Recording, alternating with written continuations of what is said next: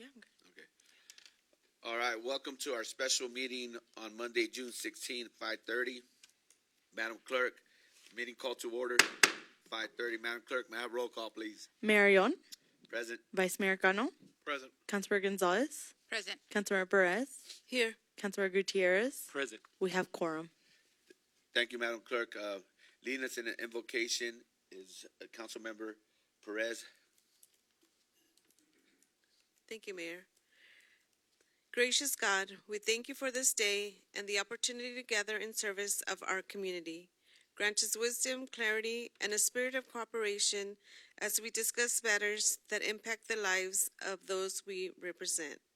May our discussions today reflect integrity, compassion, and a commitment to the common good. Amen. Thank you, Councilmember Perez. Now, can everybody please stand for the Pledge of Allegiance?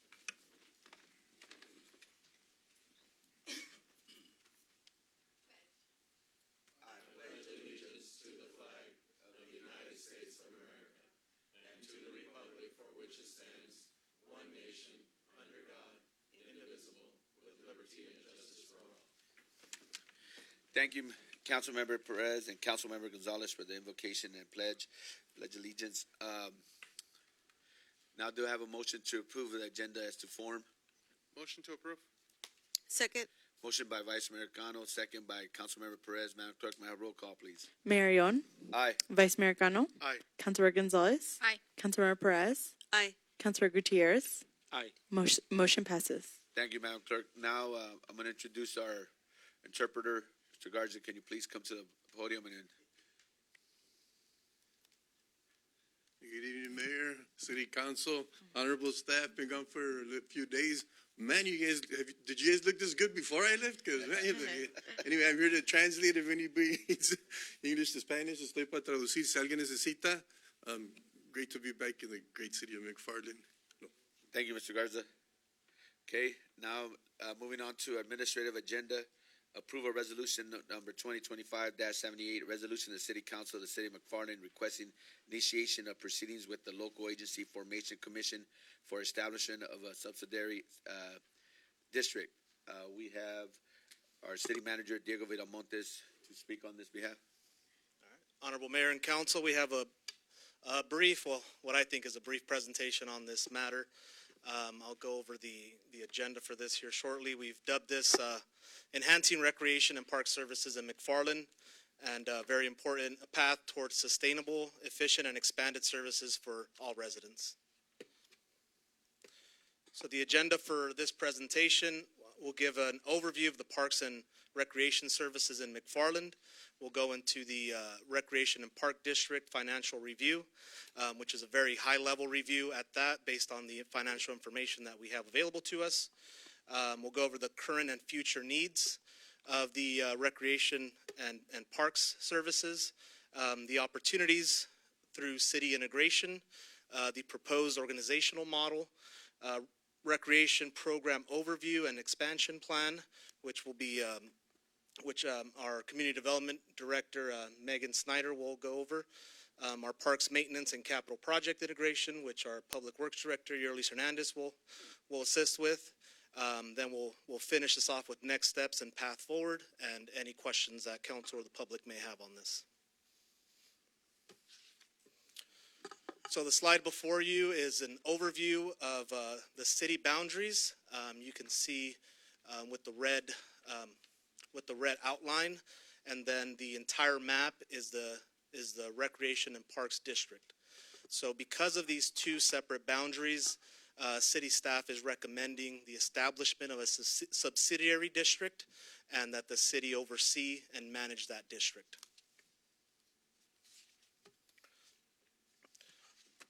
So the current district community parks and facilities that are overseen by the McFarland Recreation and Parks District include the Mauser Center and Patio, the Gymnasium, Via del Caribe Park, Ritchie Park, Sherwood Park, and Browning Road Park. Some of the planned facilities and parks include the swimming pool renovation and the Lions Park. And here's an overview based on just a map overview of these facilities that are currently provided by the McFarland Recreation and Parks District. As far as the city-owned parks and facilities, we currently oversee Blanco Park, Munoz Park, the Veterans Center, Kaboom Play Area, Community Garden, and the planned expansion. We have a 12-acre dog park, expansion of Blanco Park, and the trail system and park in Milicic Development, which is related to Annexation 19. And here's just an overview map of those facilities and parks that city currently oversees.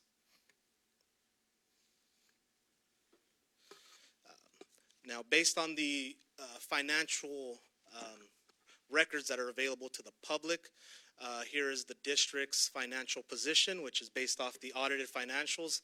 The year ended June 30th, 2023. Revenues are at $1.2 million, expenditures at almost $1.4 million, with the deficit of $144,438.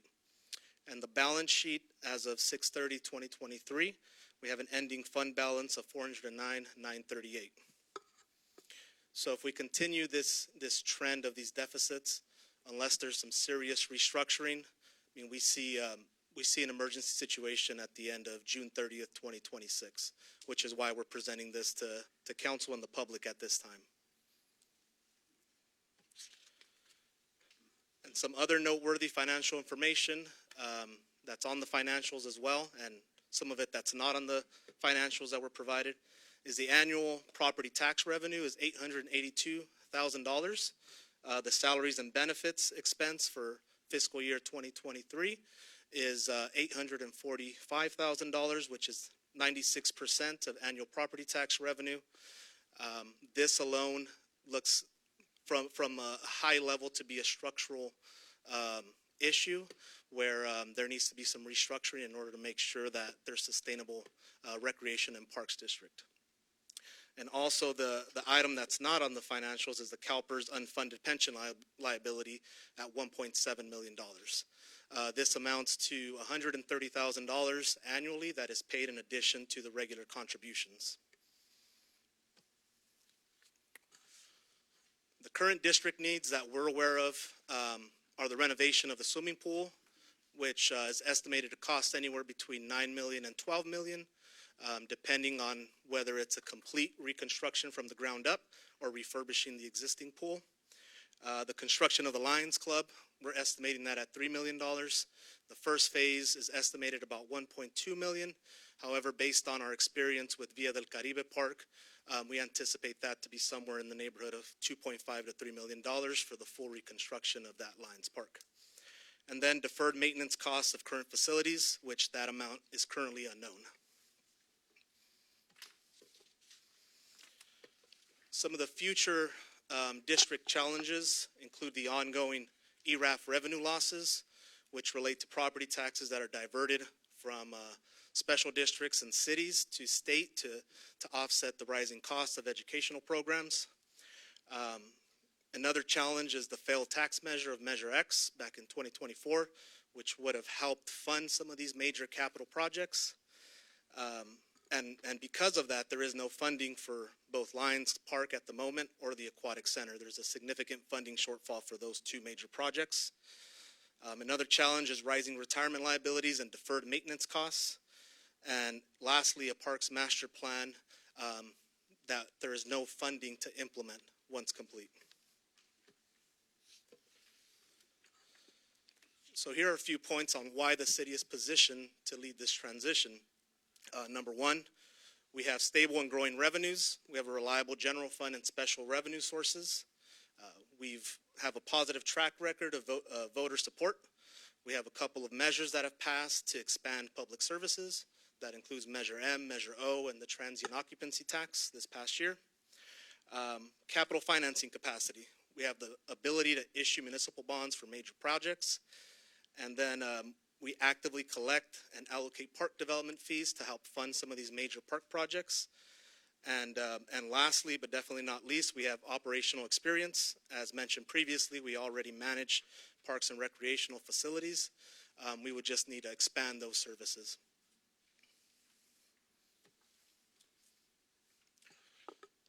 Again, looking at a high level, here's the current structure and the proposed structure under the subsidiary district that is managed by the city.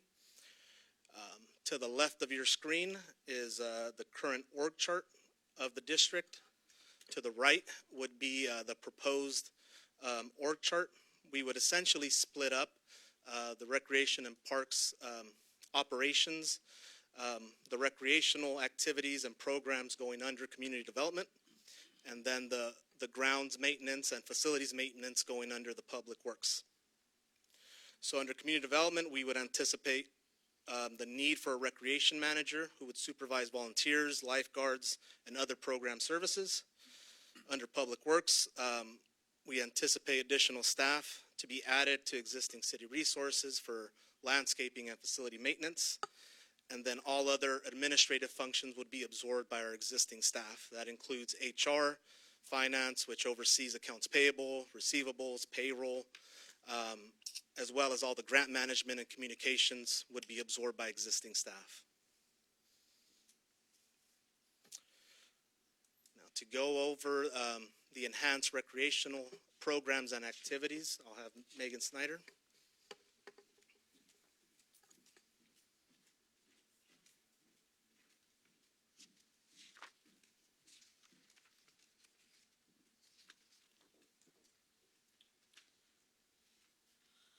Good evening.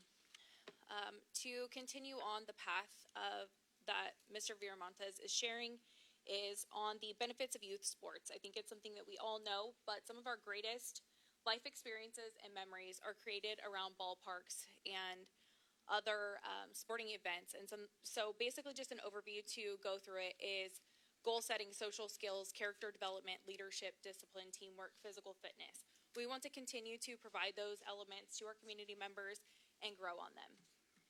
In an overview of what the current services are, we've looked at them and look at what we can continue to utilize these services and expound on them.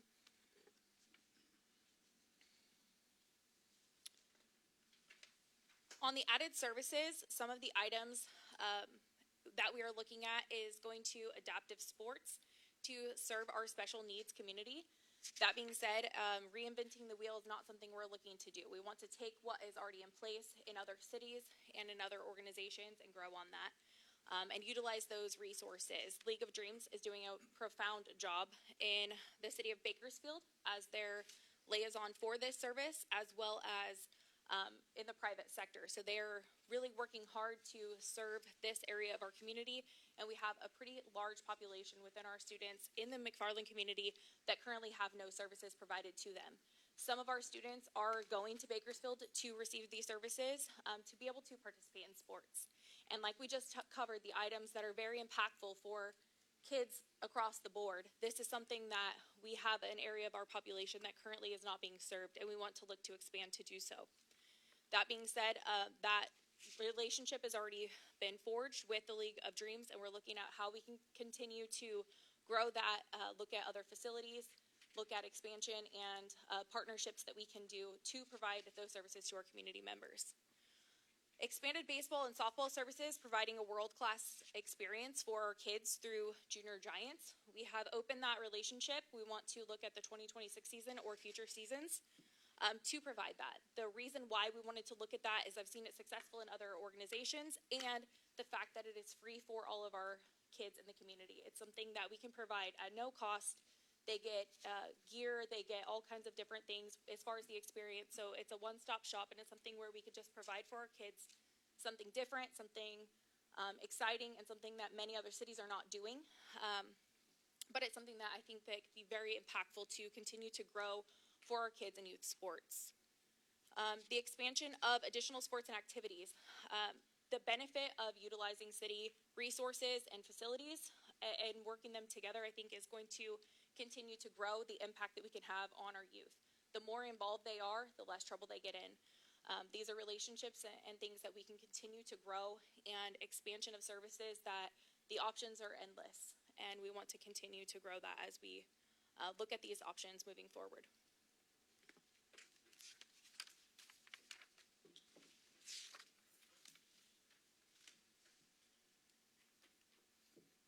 We have our Public Works Director, Yerlis Hernandez, to go over the Public Works Department in this absorbed structure.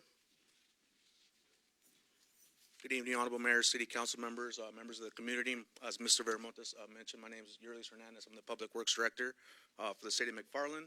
So I've compiled a couple of slides for you guys tonight just to kind of highlight some of the areas of, if given the opportunity, the Public Works Department is willing and able to absorb some of these additional facilities. So first reason why, we do this already. We've got multiple parks that we take care of as far as facilities, restrooms, mowing lawns, irrigation lines, tree pruning, mowing and edging. So we do this on a day in and day out basis. So we have the experience, we have the personnel to absorb these additional facilities.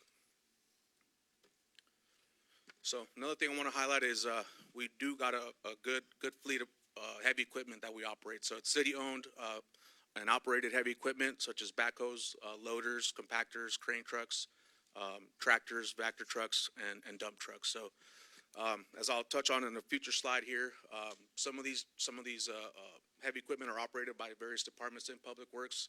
If there's a huge problem or a huge emergency that needs to be taken care of, a combination of these heavy equipment and personnel makes it very easy to respond to emergencies. So, Public Works Facility Management, we maintain all parks and restrooms and city-owned facilities. We do have skilled staff in-house for repairs such as electrical, plumbing, framing, and concrete, rapid troubleshooting and response to facility issues, flexible resource allocation and workforce scaling. Just like I mentioned in the previous slide, that's one of the biggest benefits of our Public Works Department. Having various departments underneath Public Works, we're able to pool manpower and personnel to adjust to the need of the emergency. So we also focus on cost-effective and reliable solutions, a strong network of trade partners for specialized repairs. So we got a long list of trade partners that are ready on call to come and assist us with anything that needs to get taken care of. And last but not least, we got a experienced managerial staff. So some of the management oversight is scheduling of the work, monitoring of the progress of the work, and also accountability is holding staff accountable to staff and contractors alike. If they give us a deadline to complete task, we make sure we monitor that deadline and make sure we're tracking towards that deadline. Capital improvement projects, we have experience with design, bidding, and construction of all types of facilities. Value engineering, this is a key component here, is to make sure that the city and all facilities are getting the best pricing. Experience in delivering large-scale projects on schedule and within budget, and design consultants on call for any major capital improvement projects. So we have engineers and design consultants for water, wastewater, streets, civil engineers, architects on call, ready to assist us whenever we need any capital improvement project needs. So. And I'll go ahead and pass it on to Mr. Diego Veramontes. Thank you.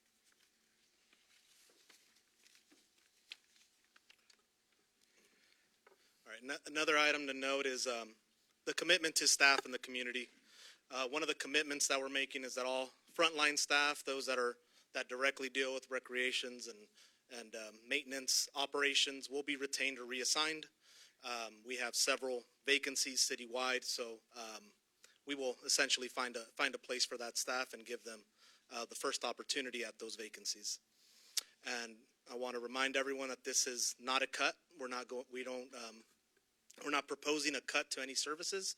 It's a reorganization to better serve the community.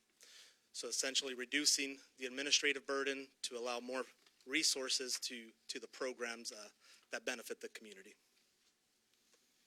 So as far as the next steps, council approval of the resolution, which would trigger a request to LAFCO to begin a feasibility study, which would provide the different options and recommendations from LAFCO staff to the board.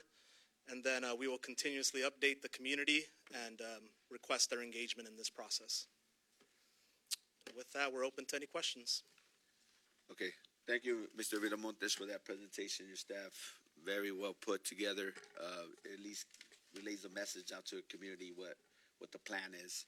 I'm going to open up to the public now. If anybody have a public comment regarding this resolution before I bring it back to council. If anybody has anything to comment regarding the presentation. Do I see anybody? Nope. Blair, do you want to speak on the behalf, or you're good? Mr. Knott? Yeah.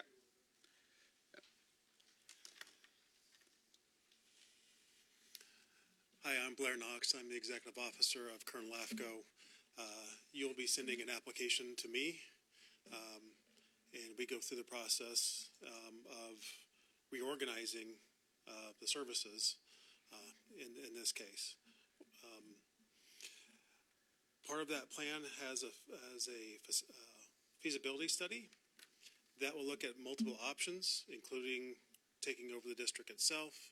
It could be reorganizing the board of the district. It could be creating a JPA between the district and the city. There's multiple ways that a project like this could be handled. You're applying for what you should be applying for, which is the top level, which is to take over the district. Because you're going to be giving us a CEQA document that says this is what we're doing, and so you want the most complex item in that CEQA document. If you wrote it for something less and decide to go for something more, the CEQA document would not be. You'd have to do it all over again. So from a processing standpoint, that what you're asking for is correct, but there's a long road ahead of us. So, Blair, what would be the easiest road for the city to move forward on this? The easiest road would be to strike a deal with the district to, instead of having elected members of the Rec and Park Board, have them appointed. That is very common in Kern County.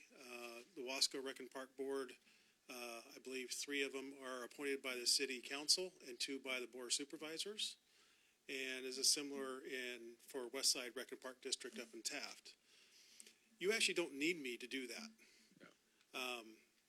And it's something that you could do within actually a couple weeks to months to get that handled.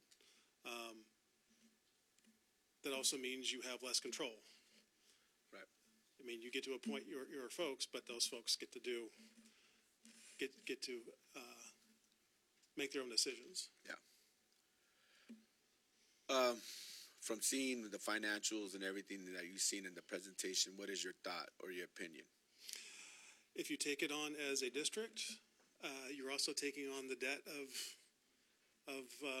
Can you explain that debt, please? Well, just what I saw, the biggest part was the CalPERS debt, the $1.7 million in CalPERS debt, and that's. So when I asked you 2 months ago or whenever, what your thought process, what was your response to me?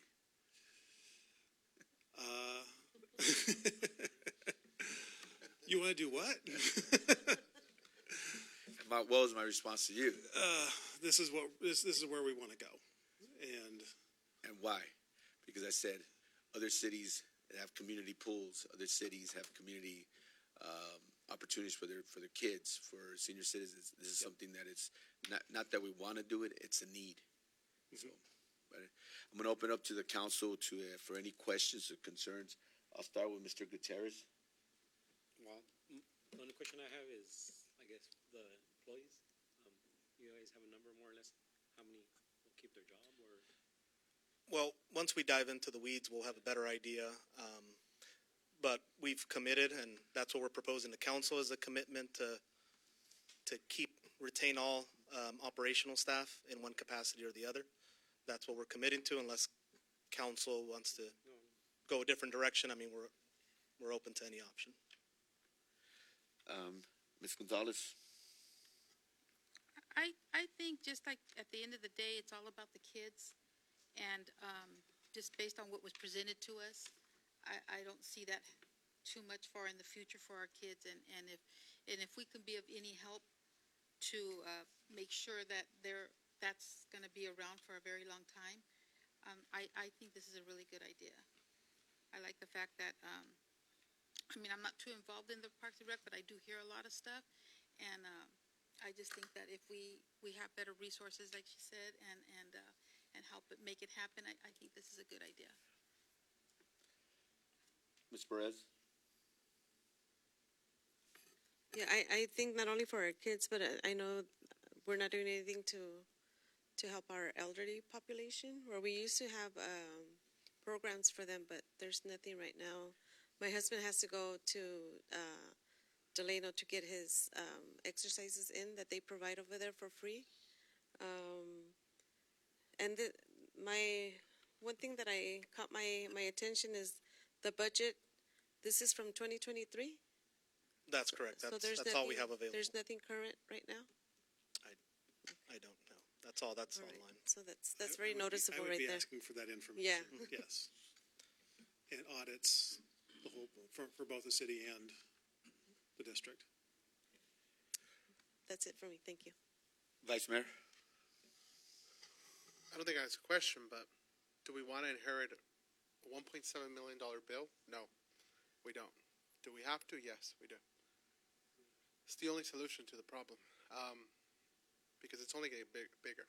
I'm a board member for the mosquito abatement, and we also do CalPERS. And I know we pay our CalPERS pension, so it makes you wonder what's going on in between, paying bills. Salary, it's almost 100% just salary and benefits. It's pretty big. So I agree with all of you guys. I mean, if we look at the department and we look at what's going on, I'd like to know more in depth of where are we at? Why is this here? Why are they this in depth? So definitely. Yeah, I mean, it's honestly, Blair, it's a tough but tough decision. But at the same time, it's like, where are we going to stop the bleeding? How is this going to stop? I mean, how are we going to have these services? We've extended our opportunity to partner up with the board, with the Parks and Rec, and get this resolution without going to LAFCO. But it's something that we both have to agree on. So this is the first step, is taking the step and making sure that we're there. And just like Diego, Mr. Viramonte said, no, I don't want to say no cuts or anything like that for our community, because obviously we have employees that work here or live here, but it's just the situation that I don't know what happened the last 10, 15, 20 years with this CalPERS, this unfunded liability. But it's it's not a very good retirement for a city or Parks and Rec to actually inherit. But we're gonna have to do it. We have challenges, but if we go this direction, I think even working together. But at this point, even though we introduce it, we could still, I don't want to say cancel the feasibility study as long as we come to that resolution. Is that correct? Like of us in the Parks and Rec. I'm going to let the data speak for itself. But yeah, there'll be a real look at all of the options and what's available. And it goes to my commission, which of course you sit on and were my former chair, for them to make a decision. I make a recommendation, but when it comes down to it, the commission makes the choice, not me. No, but before we get to option B, what I'm saying is, Yes. even though we're asking for this feasibility study, if us and the Parks and Rec both do a resolution at any time, we could actually stop the thing and just proceed what we're doing, right? Yes. Okay. No, I'm sorry. I understand your question. Okay. Yeah. No. Okay. Anybody else have any questions or concerns for Mr. Knox? Go ahead. I'm going to open it back to the public, so you might have Hi, to good stand up. afternoon. Go ahead. Anthony Blanco. So I have a question. So it's 1.7 CalPERS. Was there another additional 400 that I saw? So would that make it 2.1 million? Or, No, the 400 is basically what they have in reserves. oh, okay. So no, that's not a debt. That's actually in the positive. Okay. So another question. So if the staff roll over to the city of McFarland, so that CalPERS will no longer be,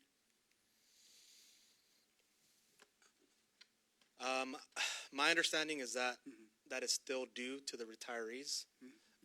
That number is a fluctuating number based on super complicated actuarial studies. So it'll fluctuate over time depending on what that estimated liability is to those retirees. But essentially, that will at least a portion of that will be inherited by the city. okay. And go ahead, Mr. Blanco. One more. Yeah, I mean, it's a lot of money for the city to absorb, but I know it's necessary. The county of Kern currently has a $9 million deficit. So if the county takes over, we're not gonna be a priority to the county of Kern. You know, it's city of McFarland, it's not gonna be a priority. So I really think maybe it is a good idea for the city to absorb it, you know, and restructure the whole thing, but.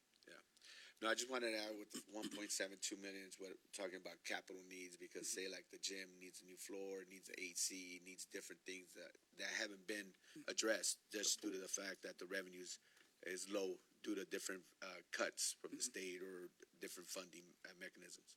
So it could be a lot more, or it could be somewhere there. We just don't know until we know. Okay. So yeah, it's something that, you know, think about every day. Like, do we want it? But we have to. Yeah. I mean, that's what it comes down to. Because if we don't start now, it could take 6 months, take 4 months, 8 months, depending when it gets to LAFCO.